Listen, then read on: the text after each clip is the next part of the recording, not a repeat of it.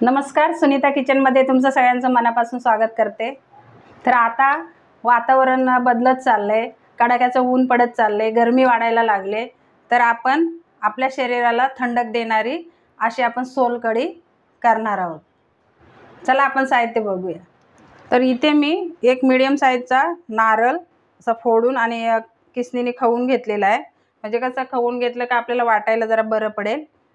आणि 1 चमचा जिरं घेतले, 1 चमचा मी साखर घेतले आणि 1 चमचा मीठ आणि हे 3 लसणाच्या पाकळ्या आणि 2 मिरच्या। आता आपल्याला हे सगळं बारीक करून घ्यायचं आहे। आणि मी कोकम नाही घेतलेला, मी रेडीमेड घेतलेला आहे कोकम आगळ। तर आता आपण हे सगळं वाटून घेऊया। तर हे बघा, हे मी सगळा नारळ जेवढा घेतला होता तो मी एकदाच घेतलाय बारीक करून। आता हे आपल्याला अजून 2 वेळा मिक्सरवरती बारीक करून घ्यायचं आहे आणि ह्याचा रस काढून घ्यायचा आहे। आता इथं मी एक भांडं घेतले, त्याच्यावरती चाळणी ठेवले, एक कॉटनचा रुमाल ठेवलेला आहे मी इथं। आणि हे आता आपल्याला दूध काढून घ्यायचं आहे ह्याचं।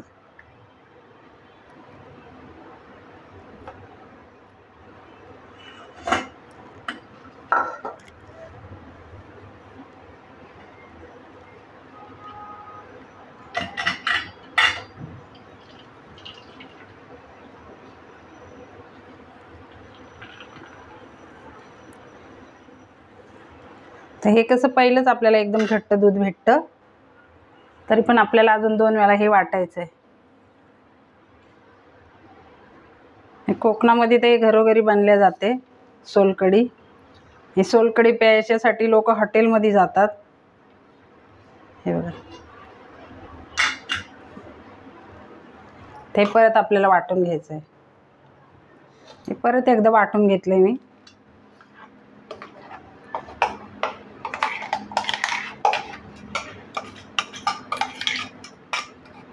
ह्याचं कसं पूर्ण दूध आपल्याला काढून घ्यायचं आहे, अजून एकदा वाटायचं।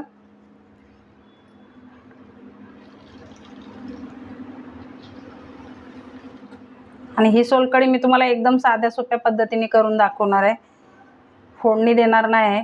फोडणीची सोलकढी तुम्हाला नंतर दाखवेन मी।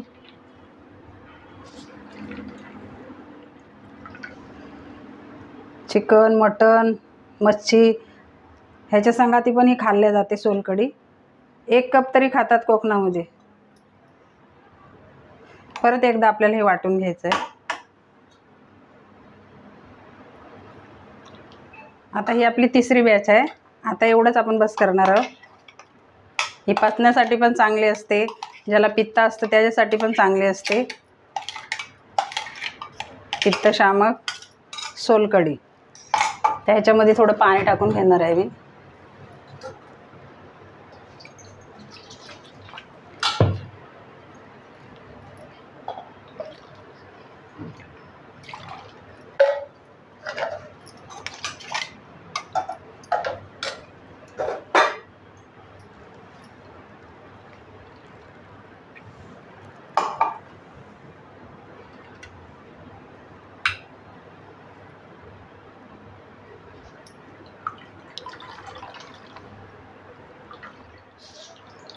एक ते 2 बॅचलाच चांगलं भेटतं दूध, म्हणजे एकदम घट्ट।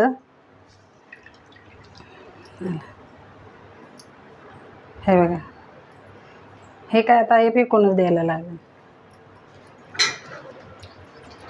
हे बघा, एवढं मला दूध भेटलेलं आहे याचं।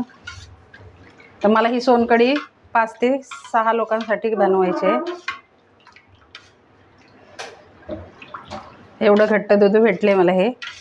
तुम्हाला जर अजून पाणी वाढवायचं असलं तर तुम्ही वाढवू शकता। आता हे आगळ घेतलेलं आहे ना, ते मला ह्याच्यात अर्धी वाटी मी आगळ घेतलेलं आहे। आता आपल्याला ह्याच्यामध्ये काहीच नाही टाकायचं।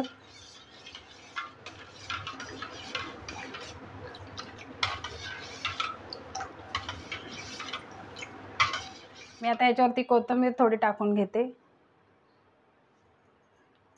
आपली सोलकढी तयार आहे। तर इथं आपली सोलकढी, कोकणची शान, आपल्या शरीराला थंडावा देणारी ही सोलकढी तयार केलेली आहे, ती पण मी साध्या सोप्या पद्धतीने बनवलेली आहे।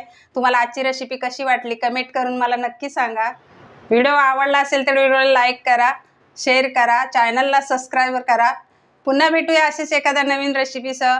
व्हिडिओ बघितल्याबद्दल धन्यवाद।